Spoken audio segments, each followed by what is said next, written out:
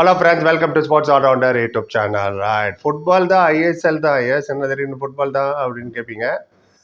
நிறைய பேர் என்னால் கேட்டுட்டு இருந்தீங்க, சார் சென்னை எஃப்சி விட்டு போகிறாங்களாமே, மூட போகிறாங்களாமே, என்ன ஏதுன்னு கொஞ்சம் சொல்லுங்கன்னு நிறைய பேர் பதறிட்டீங்க. ஸோ உண்மையா பொய்யா, ரூமரா, வதந்தியா, எதுவுமே சொல்ல மாட்டீங்களேன்னு நிறைய பேர் கேட்டுகிட்டே இருந்தீங்க. சரி, உங்களுக்கு ஒரு விளக்கம் கொடுத்துருவோம். நம்பர் 1. நம்பர் 2, ஃபுட்பாலை பற்றி நிறைய பேச்சுருக்கேன், யாரும் பார்க்கறதில்ல, அதான் ஒன்று. இல்லைனா நீங்கள் கேட்குறதுக்கு முன்னாடியே வந்து விளக்கம் வந்திருக்கும். பட் யாரும் பார்க்கறதில்ல. சரி, நிறைய பேர் கேட்டிங்களே, அதை கேட்ட சில பேருக்காக இந்த வீடியோ. அண்ட் எப்போதுமே நான் சொல்கிறது ஒரு விஷயந்தான், எந்த ஒரு விஷயமே தீர ஆராய்ச்சி பாருங்கள். உடனே வெள்ளைக்காக்கா பறக்குதா திப்பு ஓடி போய் பால் கடையில் போய் பார்க்கக்கூடாது. மேலே we have to use our common sense also. இந்த விஷயம்னு சொல்லலை, பொதுவாகவே சொல்கிறேன். கிரிக்கெட்லேயும் அப்படி தான். நேற்று கேகேஆர் தோத்தாங்க, உடனே கண்ணு, காது, மூக்கு, வாயெல்லாம் வச்சு இதுவாகிடுச்சம்மா அதுவாகிடுச்சம்மா எல்லோரும் பேசிக்கிறாங்க, போய்க்கிறாங்க. இதுவாகிடுச்சாம்மா, வேணும் தோத்தாங்களாம்மா, அப்படி இப்படின்னு ஒரு 1000 சொல்லும். நீங்கள் பாருங்கள், மேட்ச் பார்க்குறீங்களா, தெரியுமா தெரியாதா என்ன நடக்குதுன்ட்டுன்னு. அதனால் உடனே அந்த சேனலில் போட்டாங்க, இதில் போட்டாங்கன்னு போட்டு பதற வேண்டாம். எந்த ஒரு விஷயத்தையுமே சொல்கிறேன், திங்க், பார்த்துட்டு யோசி. அஃபிஷியல் சைட்டில் என்ன போட்டுங்க பார்த்துட்டு முடிவு பண்ணுங்க. இந்த ஐஎஸ்எலுக்கே வருவோமே, ஐபிஎலுக்கு எப்படி ஒரு சிஎஸ்கேவோ, பிகேஎலுக்கு எப்படி ஒரு தமிழ் தலைவாசோ, அதே மாதிரி ஐஎஸ்எலுக்கு சென்னை எஃப்சி. என்ன ஒன்று, இப்போ ஒரு லிஸ்ட்டு போட்டல, ஐபிஎல் சிஎஸ்கே 5 கப்பு ஜெயிச்சிருக்கு. ஐஎஸ்எல் ஃபுட்பால் சென்னை எஃப்சி கூட 2 கப்பு ஜெயிச்சிருக்காங்க.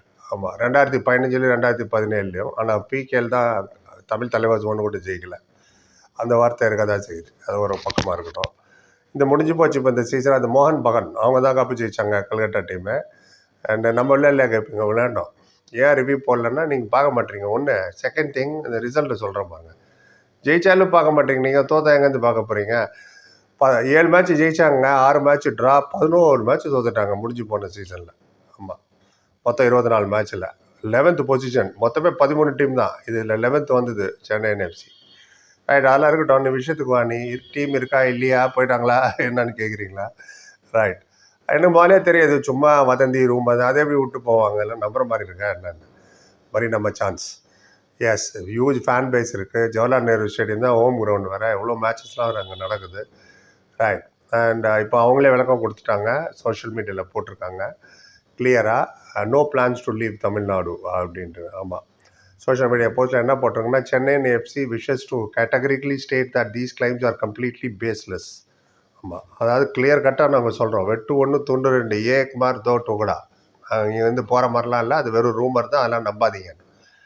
எல்லாத்துக்கும் மேலே இன்னொன்று சொல்கிறவங்ககிட்ட, ஒரு 2 வருஷம் மட்டும் தான் ஜவஹர்லால் நேரு ஸ்டேடியம் ரெனோவேட் பண்ணாங்க கவர்மெண்ட். ஆமாம், நிறைய செலவு பண்ணி கோடி கணக்கில். எதுக்கு ரெனோவேட் பண்ணாங்க? அவங்க மேட்சஸ்லாம் நடக்கணும் தானே, வெறும் சினிமா ஆடியோ லான்ச் மட்டும் நடந்தால் போதுமா? நாங்கள் அங்கே ஸ்போர்ட்ஸ் நடக்கணும். ஸோ அதனால் பசங்களா ஒன்றும் கவலைப்பட விட, மரீனா சான்சஸ் ஸ்டில் தேர். கண்டிப்பாக இருக்கும், பவுன்ஸ் பேக் பண்ணுறோம். என்னோடய வீடியோலாம் பார்க்க ஆரம்பிங்க, கண்டிப்பாக அடுத்த வாட்டி குவாலிஃபை ஆகிடுவோம். ஆமாம், ஸோ இப்போதைக்கு இதான் ஐஎஸ்எல் சென்னை எஃப்சி பற்றி. Performance was very poor. என்ன சொல்கிறதுன்னு எனக்கே தெரியல. நீங்கள் என்ன நினைக்கிறீங்க, எந்த இடத்துல தோத்தாங்க, எது வரைக்கும் சான்ஸ் என்னாலையும் ஃபாலோ பண்ண முடியல. நிறைய ஐபிஎல் மேட்சஸ் இருந்ததா, அதில் கான்சன்ட்ரேட் பண்ணுறதுனால அதில் கொஞ்சம் மிஸ் ஆகிடுச்சு. ப்ளஸ் அதுலேயே நிறைய வீடியோ போட்டுருந்தோம். பிடிக்குதோ இல்லையா எனக்கு, அதை போய் பார்த்துட்டு அதுக்காக கமெண்ட் போடுங்க. ஐபிஎல் சிஎஸ்கே பற்றி நிறைய பேசியிருக்கேன். திடீர்னு நடுவில் நேற்று ஷாதுலு ஒரு இன்டர்வியூ கொடுத்தாரு, கபடி பிகேஎல், அவரை பற்றி பேசியிருக்கேன். பார்த்துட்டு என்ன சொல்கிறாரு என்னன்னு தெரிஞ்சுங்களேன். அது மாதிரி எந்த ஒரு விஷயத்தையும் புட்டுட்டியே திங்க், யோசிக்கணும். ஊர் 1000 சொல்லும், அக்கம் பக்கம் 1000 சொல்லுவோம். நம்ம வீணாக போகணுன்னு நிறைய பேர் சொல்லுவானுங்க, அதெல்லாம் நம்பக்கூடாது. எந்த ஒரு விஷயத்தையும் சொல்கிறேன், not only sports. So think, அதுதான். அதனால தான் சரி, ஒரு விளக்கத்தை ஒன்று கொடுத்துருவோம், கிளாரிஃபை பண்ணோம், சரி சொல்லணும். திடீர்னு ஓடி வந்துட்டு அப்புறமேல்ட்டு ஐயோ நான் அப்படி சொல்லலாம் சொல்லக்கூடாது. அவங்க வந்து என்றைக்குமே சொன்னதில்லை நாங்கள் தமிழ்நாடு விட்டு போகிறோன்னு. தட் இஸ் பேஸ்லெஸ் அலிகேஷன், நம்பாதீங்க அதை. ரைட், இப்போதைக்கு சென்னை எஃப்சி இங்கே தான் இருக்குது. பார்ப்போம் எப்படி.